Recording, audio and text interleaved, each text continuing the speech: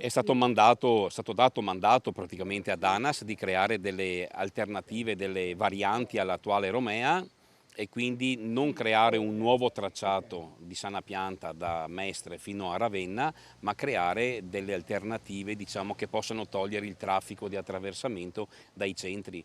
Io mi sono battuto per togliere il traffico di attraversamento del nostro territorio, tant'è che in una prima ipotesi sembra che dalla rotonda grande di Valli della Romea ci si possa collegare con questa nostra nuova strada, ecco, che verrà ovviamente disegnata e tracciata, e dovrebbe uscire tra Porto Eviro e Rosolina. Quindi per me salvare la zona di Sant'Anna, Cavanella e Valli è cosa importante. La Romea, che coinvolge oltre la provincia di Venezia anche quella di Padova, continua a creare dibattiti e polemiche, ma al momento si attende l'incontro con la regione che dovrebbe svolgersi entro il mese di luglio. Di fatto il potenziamento che sul rettilineo ANAS sta già facendo, quello va ovviamente portato avanti, definito e realizzato. C'è un primo stralcio finanziato, ma dovranno essere finanziati anche gli altri. E poi è emerso sostanzialmente che per risolvere i problemi dell'accessibilità anche a Chioggia basta fare una variante alla Romea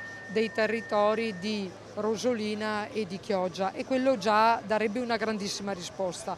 Poi c'è l'attacco all'autostrada nella zona del Brenta, però direi che possiamo serenamente e tranquillamente spostarlo come ultimo intervento, intanto lavoriamo su tutti gli altri che comunque da lavorare ce n'è. Nel mese di luglio ANAS individuerà i progettisti per la variante di Chioggia e poi si apriranno i tavoli con i comuni interessati per definire la progettualità. E in attesa di conoscere le novità, il sindaco di Chioggia replica. Ma noi daremo tutta la nostra disponibilità, sicuramente l'amministrazione comunale non sarà l'amministrazione comunale del no a prescindere, perché con il no non farei mai nulla.